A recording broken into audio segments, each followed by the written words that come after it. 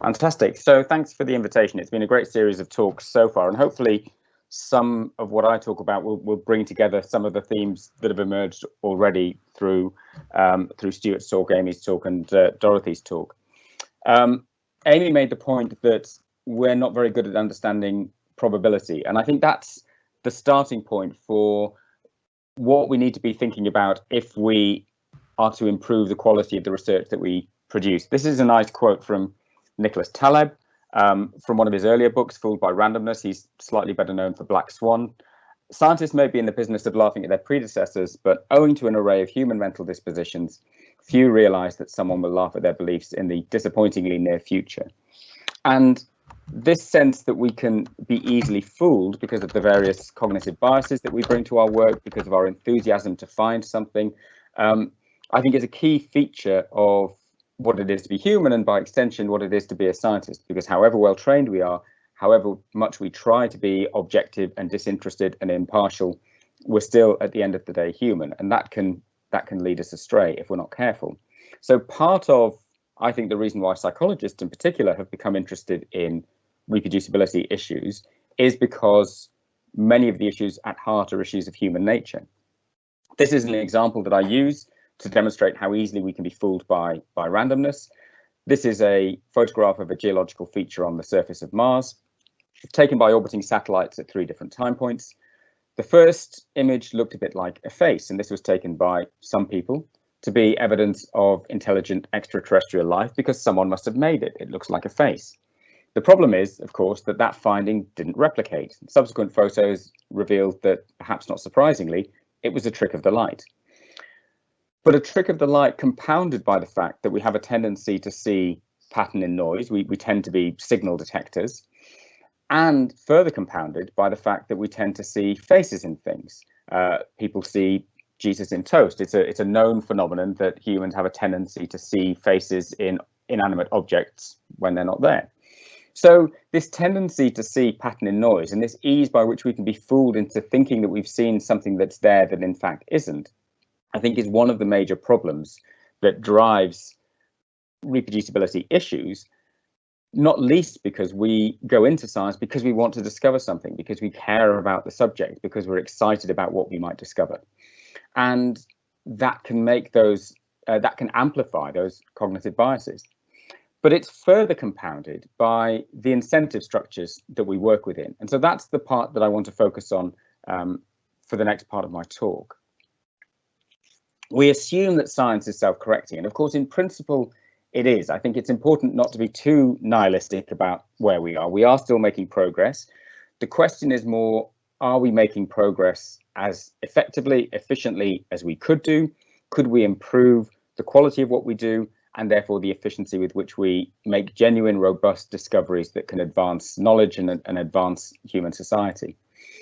So this question of whether or not science is self-correcting is in itself, I think, an empirical question. And we need to be asking ourselves that question rather than merely assuming that somehow science will magically self-correct. And we've already heard that many of the things that effectively are that self-correction function, conducting replication studies, publishing null results, citing those null results, those things don't happen as much as we would like them to. And part of the reason that they don't happen is because they're simply not incentivized. So this quote from a survey a few years ago, I think, captures this quite nicely. Certain features of the working environment of science may have unexpected and potentially detrimental effects on the ethical dimensions of scientists' work. That's not ethical in the sense that I guess Stuart was talking about, which is the extent to which people are actively fraudulent. That does happen, and that is perhaps the extreme case of what happens when you create these incentive structures and apply them to fallible humans who are subject to all of the same cognitive biases as anyone else. But for me, I think what this captures is the extent to which we can unconsciously be led astray by that combination of cognitive biases and incentive structures, and can drift through those levels of scientific hell that Amy was talking about from that blog post from a few years ago. So this is not necessarily something that happens consciously. Again, psychologists and other behavioral scientists know that humans respond to incentives. and do so without them necessarily being aware that they're doing so. So we have to make a conscious effort to be aware of what's happening to us so that we can act against that, but also take into account the extent to which we might be able to change those incentives, change the system to promote ways of working that are better aligned with what is good for science as opposed to simply what is good for scientists. So the issue we have is that we do have a scientific method which over the last 400 years has provided unparalleled insights into nature. But that method has over time become distorted, particularly as the nature of science has changed and become larger, faster, more automated, with more tools available to us.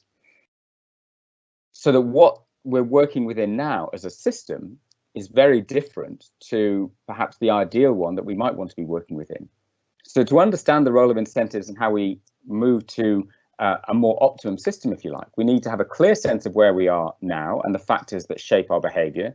And we've heard about a number of those different factors in the previous talks, but also a clear sense of what a better system might look like so that we can navigate a path from one to the other. And this is a complicated question because there are so many moving parts to that system. There are scientists themselves, there are universities, there are researchers at different career stages, there are funders, there are publishers, there are learned societies, there are third-party organizations that provide tools and platforms that support the work that we do.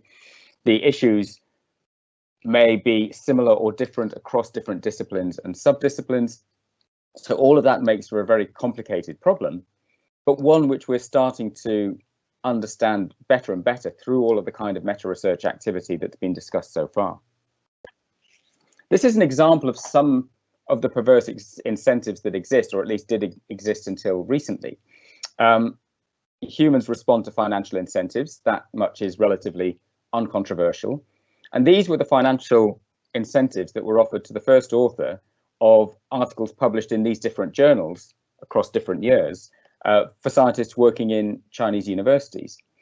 And you can see that the amounts of direct cash reward that were being offered for a single publication were, in some cases, for a single publication in a journal like Nature or Science, potentially life-changing. Really extraordinary amounts of incentive being created for publishing in that kind of journal. And of course, that then creates all kinds of problems in terms of the implicit pressure to shape your work and shape a narrative around your work to get it into that kind of journal, this problem of storytelling that we heard about earlier. Now, this practice is being discontinued because it's so obviously problematic in terms of unintended consequences. But to be honest, in a less explicit way, exactly these same incentives operate across research cultures in any number of different countries. Because if you're a early career researcher, a postdoc who manages to get a publication in a certain kind of journal early on in your career, then the trajectory of your career is likely to be very different. And in terms of lifetime earnings, the difference in area under the curve is likely to at least equal this or be greater than it. So we disproportionately incentivize publications in certain kinds of journals, the journals that focus on novel, exciting, groundbreaking findings. And of course, there's a place for those kinds of findings. But if all of the work that we do is novel and groundbreaking and exciting, then what place is there for self-correction, for example, and for the solid confirmatory work that should follow from that?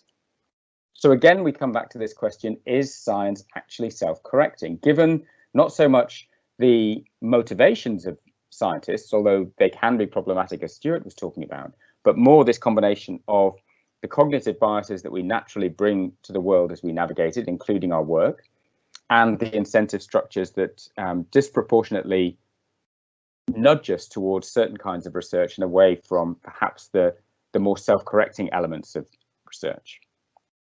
So here are a few examples of science arguably not self-correcting.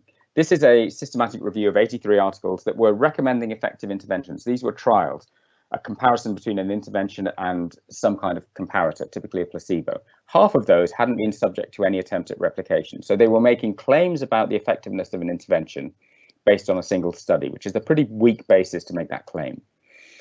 Of those that had been subject to replication, you can see in this figure here, some replicated but suggested that the initial effect size was perhaps inflated because the replication effect size was smaller. and some findings were contradicted. It's worth noting that a single failure to replicate is not necessarily any more informative than a single discovery study.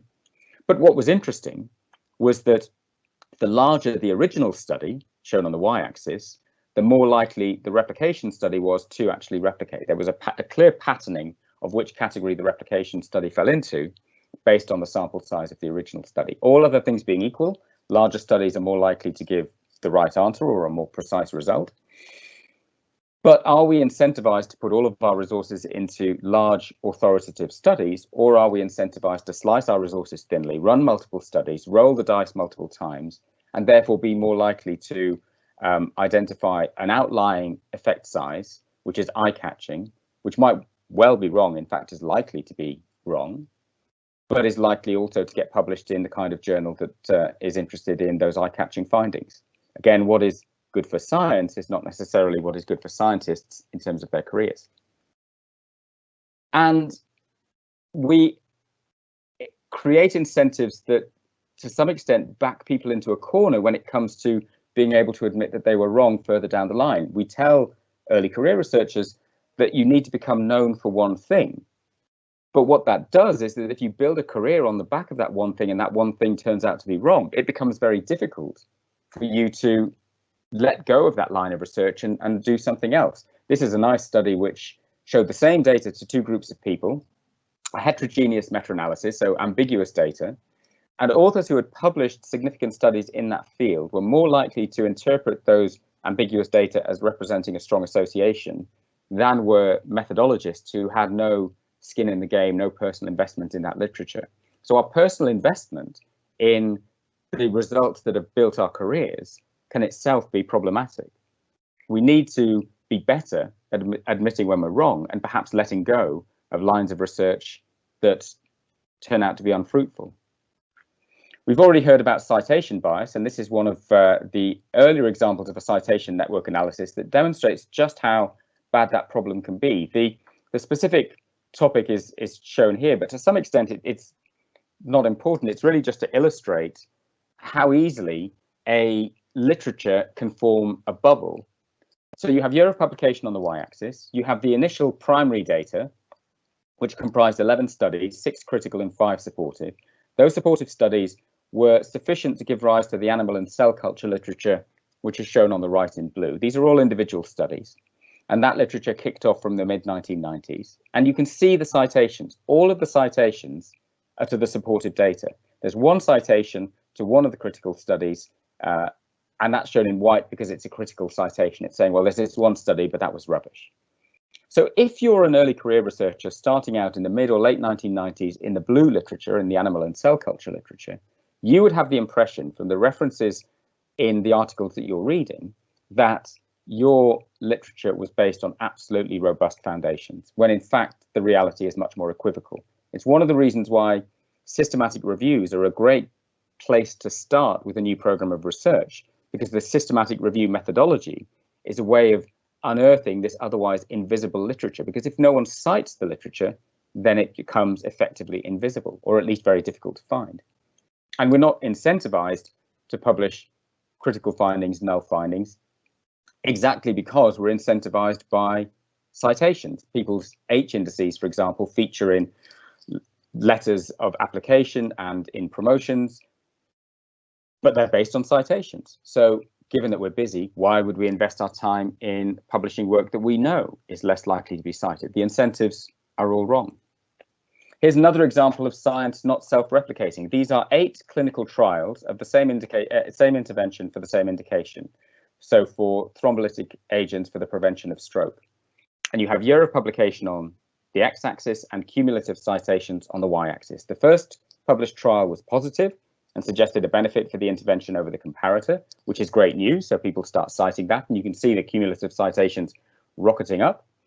Then there are 2 trials that are neutral and show no difference between the intervention and the comparator, and 2 trials that are negative and suggest, if anything, that the intervention is causing harm. They were stopped early for safety concerns. So by the time the second positive trial comes along, which isn't hard to spot on this graph, there are 5 published studies, 1 positive, 2 neutral, and 2 negative. And yet that second positive trial, despite that weight of evidence, and this isn't a formal meta-analysis, but it gives you a sense of the weight of evidence, that second positive trial was cited at exactly the same rate as the first positive trial.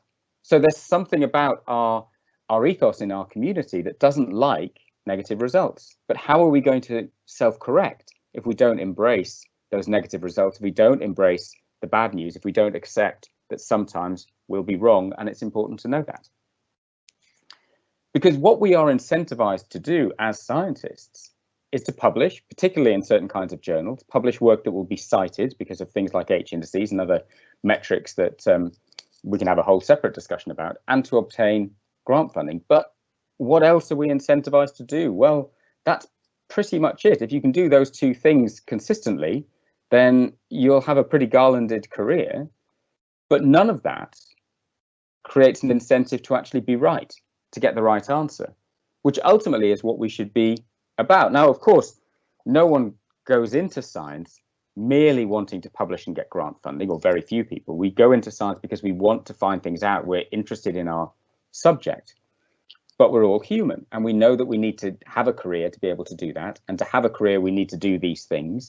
And so we gradually get bent out of shape by the incentive structures that we're working in. And certainly many people at an early stage of their career, as they gradually realize this, start to feel very uncomfortable about the effect the system is having on them.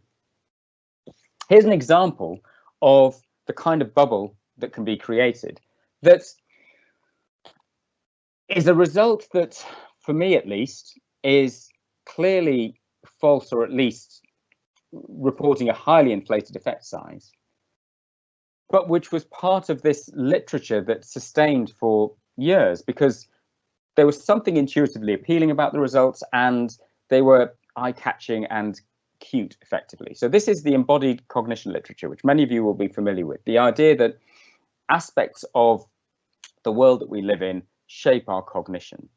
And this example was one where, in a series of studies, they looked at the relationship between these embodied metaphors and creative acts. And one of the experiments randomized people to engage in a creative thinking task, either stood inside a cardboard box or stood outside of the box. So you were literally, in terms of the embodied metaphor, thinking inside the box or thinking outside the box. And the question was, does that embodiment of that metaphor influence your creative thinking?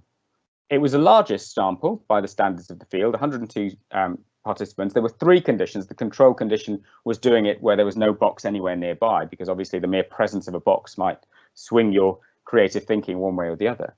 And for the comparison of inside the box versus outside the box, the effect size was a Cohen's d of over 3. And to contextualize that, the difference in height between men and women is a Cohen's d of 2, actually 1.99. You don't need to do statistics to see that men on average are taller than women. You just need to mill about in the world for a while. It's such a large effect size. So an effect size of 3 would imply, if it's having that kind of effect on our creative thinking, that every time we walk past a cardboard box and therefore are briefly outside the box, our creative thinking would go through the roof. It's simply too large an effect size to be credible. But this was published in a really ostensibly high quality, high profile, certainly, journal in psychology. And there are any number of different studies like this, where reviewing someone's CV on a heavy, weightier clipboard compared to a lighter clipboard means that we weight the CV more heavily. You can see the intuitive appeal of some of these research questions and ideas. And this isn't to say that there isn't some extent to which these embodied metaphors shape our cognition. But these effect sizes simply aren't credible because of what it would imply for how our behavior would be shaped on a day-to-day basis in the real world. And yet, no one called out the emperor for not wearing any clothes in this context, because academics working in this field could quite happily continue to publish these papers, continue to further their careers quite nicely, get funding to do this work and so on. And it effectively created a bubble that just sustained itself and became increasingly disconnected from reality and the application of those results to advancing human society. And of course, we've seen examples of this recently. And in fact, this goes to show that I didn't prepare my talk yesterday, because the world has moved on since I prepared this slide. These articles have now been retracted, or two of them, that are here as expressions of concerns. And what we're seeing at the moment with the ongoing pandemic, I think, is an acceleration of all of these issues that we're talking about today, because there is such a need to discover something that will help us navigate this pandemic, that everything that we're talking about is happening at a faster rate and in a more pressured environment. Of course, we are finding out important things about the nature of the virus and so on that we need to know, but also with a great deal of additional work produced that is of questionable quality, and in some cases seems to be actively fraudulent. So the incentive problems that we're talking about are operating here at the level of individual researchers, potentially funders as well, publishers. We're seeing more and more work posted on preprint and then being disseminated by the media rapidly with the consent of the original authors.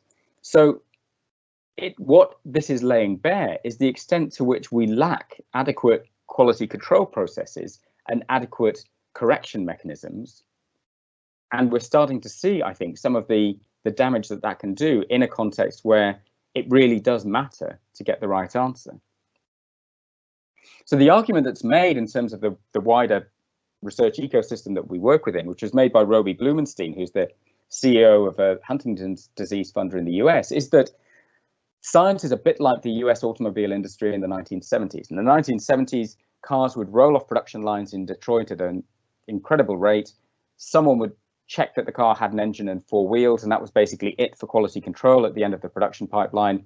And the cars would drive off and break down. You know, these were badly built cars, an era of what were described as lemons, cars that were irredeemably badly built. However many times you repaired them, they would continue to break down. They were cars that were built to be fixed later. Edward Deming, the statistician, took the notion of quality control in manufacturing to the Japanese automobile industry, which embraced it. And that industry still has a reputation for reliability today. Not surprisingly, focusing on quality control at every stage of the production pipeline, making a small part, checking it's well built, moving it along to the next stage, and so on, ensured high quality cars at the end of the pipeline. The less intuitive insight was that by focusing on quality, not only do you improve quality, which is intuitive, but that you also improve efficiency, because you then don't need to spend as much resource or effort fixing the cars that break down later. So your quality and your productivity improve by focusing on quality control. And the argument is that scientific papers, given current incentives, are effectively generated to be fixed later, because it doesn't matter if they're right or wrong. We're not incentivized to get the right answer, except in as much as we individually, personally have that motivation. And the problem is perhaps even worse, because we're not incentivized to do that checking, that fixing later, because we're not incentivized to run replication studies. We're not incentivized to publish null results. We're not incentivized to admit we're wrong, and so on.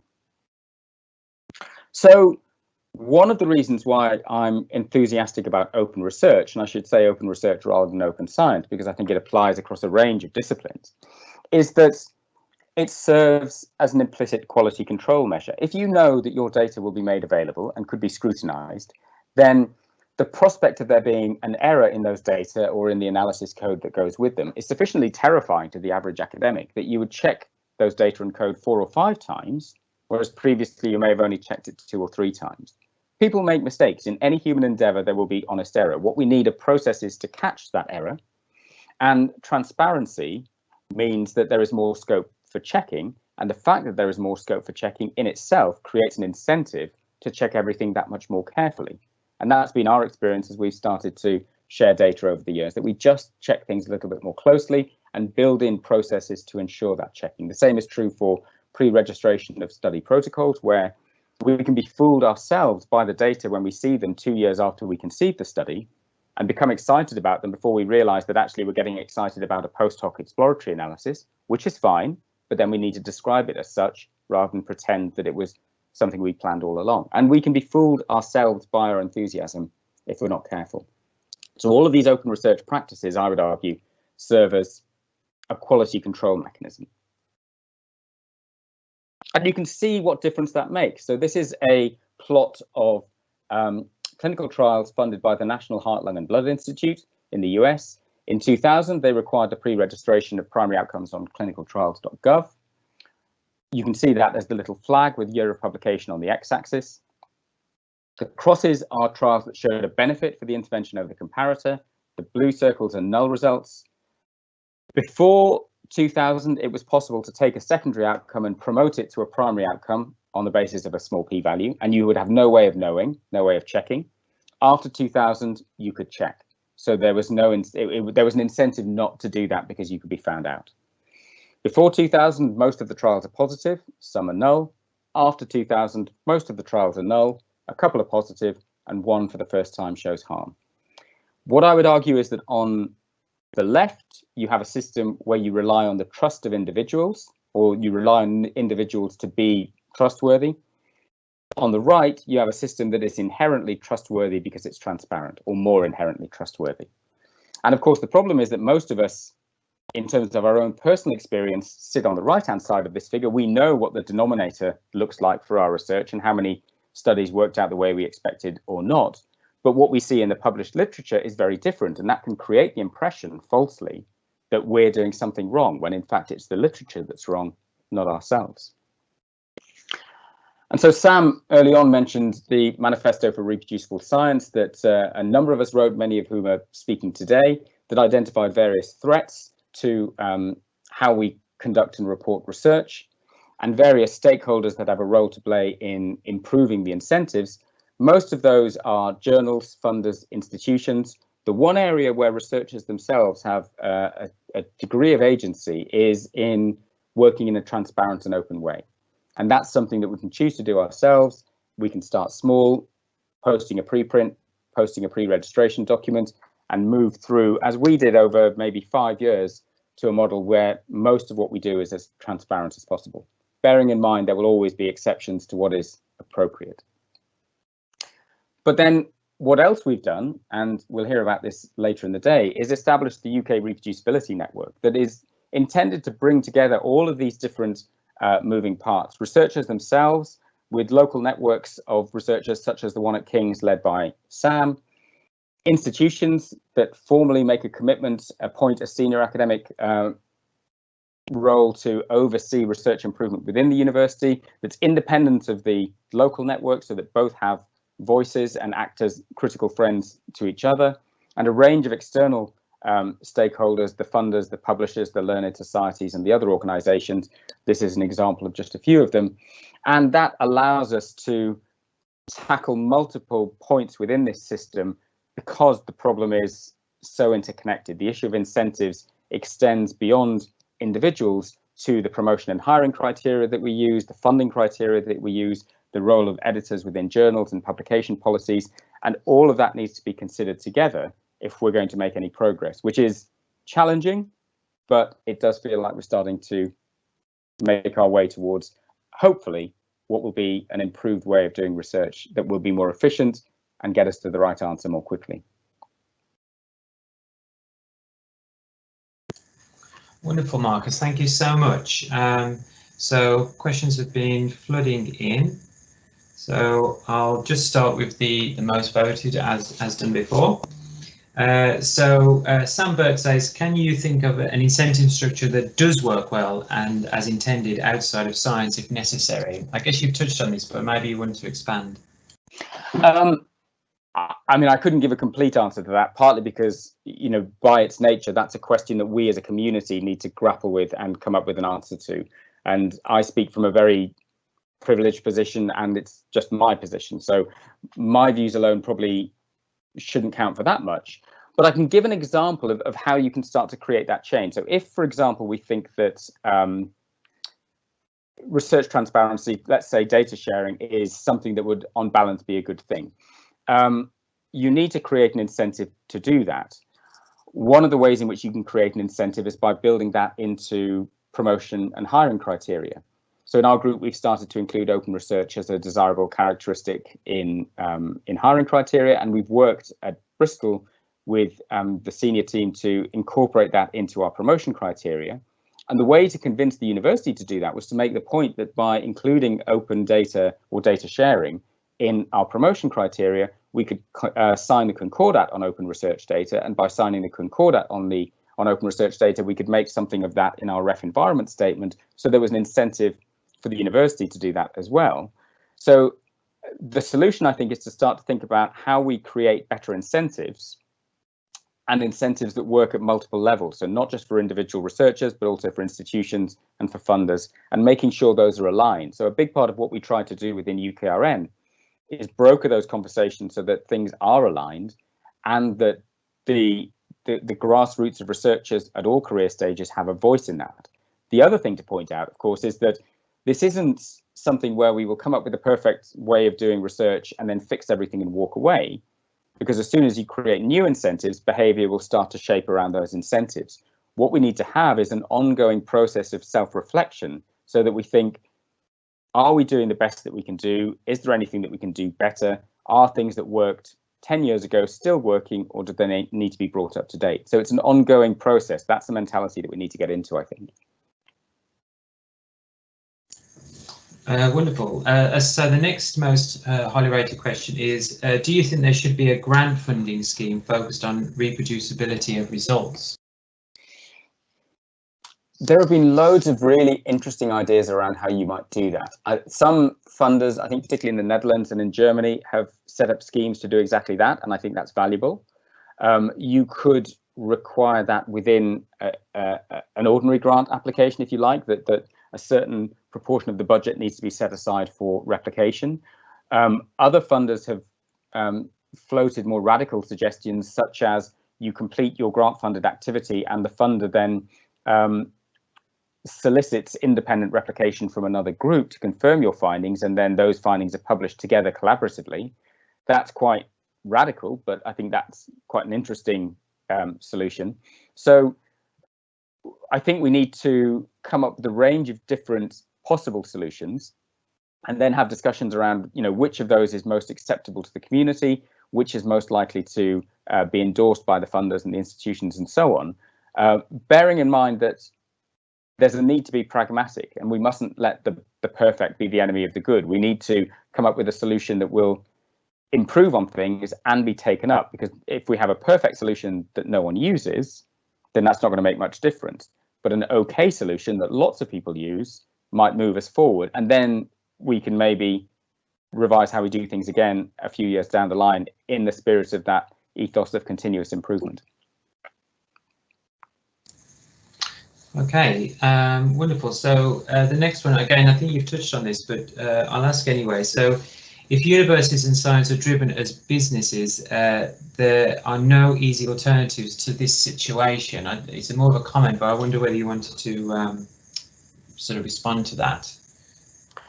Yeah, I think that's an example of how the sector has changed, and our underlying culture, if you like, has become increasingly out of sync with how universities actually operate. And that in itself is obviously a big discussion. But again, to give an example of the way you might want to think about this kind of thing, at the moment, the ref, which it is not everyone's favorite thing, but it exists and certainly does create incentives, is something that the ref as it stands at the moment focuses on outputs, impact and environment, and the weighting is very much towards outputs. Now, one way to perhaps improve the nature of the incentives that are brought to bear on institutions is to rebalance that so that much more emphasis is placed on the environment part of the ref and much less emphasis on the outputs, because it's that focus on outputs and outputs in certain kinds of journals, the need to have 4-star papers, for example, that I think is part of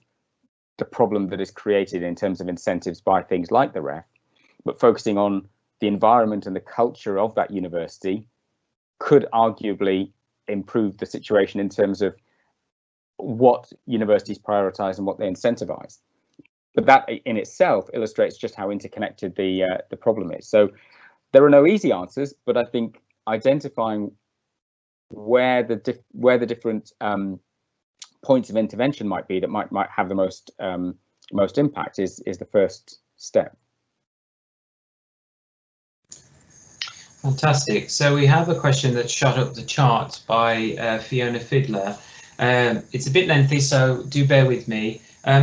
Thinking about study outcomes in binary terms, e.g. positive, negative, significant, non-significant, successful replication, replication failure, accept, reject hypothesis, seems to me to be at the root of so many problems, i.e. it underpins publication bias and policies favouring novel work. Do you think that we could train ourselves out of this dichotomous thinking? If so, would we be better off for it? I think we could, and we absolutely should, and I completely agree that that kind of binary thinking is, it's not easy to know when you've got the right result. That's in the nature of science. And in some fields, what is the right answer changes as the world changes.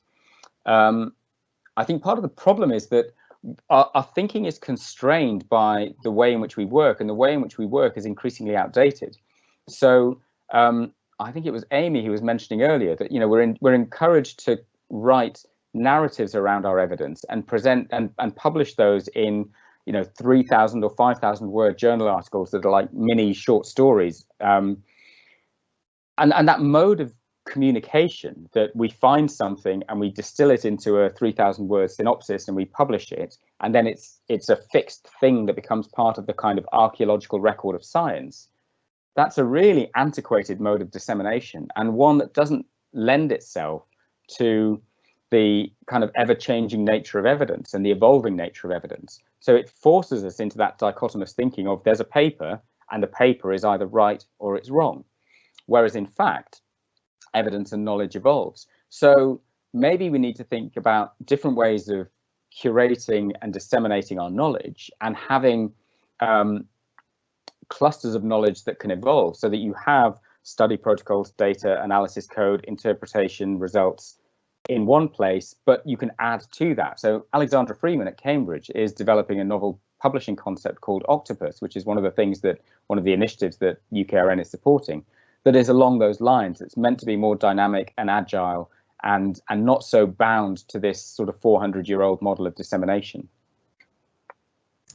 Wonderful, and I guess we can use the last question to close before we start lunchtime. So this is from Emma. The time taken to conduct open research isn't currently taken into account in the duration of PhD funding. Should that / will that change soon? Well, it's interesting that at the moment, the ESRC, the Economic and Social Research Council, is consulting on the future of its PhD offerings. And one of the things they're considering is making PhDs longer. So that might be something that people have a view on and might want to contribute to. That consultation is open at the moment, I think. Of course, the challenge with that is that with a finite budget, longer PhDs means fewer PhD studentships. But I certainly agree that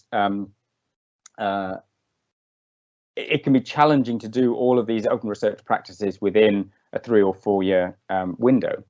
Although having said that, it's certainly possible and you can do elements of it. I think one of the things we need to think about during PhDs is to move away again from this idea of the PhD student being an apprentice, a bit like an apprentice carpenter had to sort of show some kind of object that they'd made at the end of their apprenticeship to show that they were able to then go out into the world and be a carpenter. Similarly, PhD students show their thesis at the end to show, look, I can be a scientist, and then they go off and become one.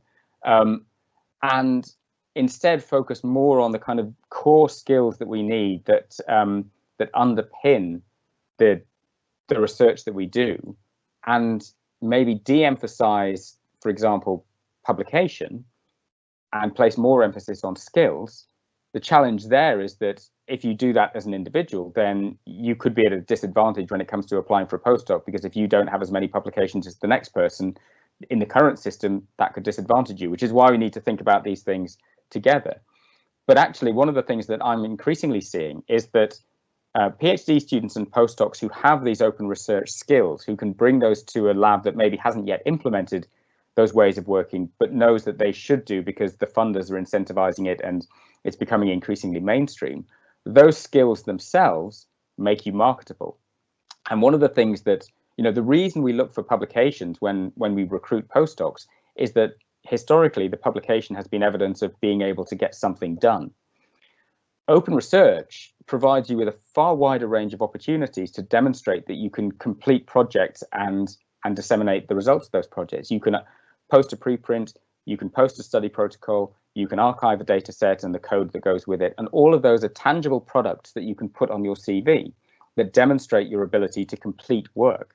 And those are just as valuable. So it will depend on who you're applying to work with and the perspective that they take. But increasingly, I'm seeing quite senior academics looking to bring in early and mid-career researchers who have these skills so that they can bring those skills to bear within that group. So actually, if you start working in that way, I think increasingly that will make you more marketable when you take that next step in your career.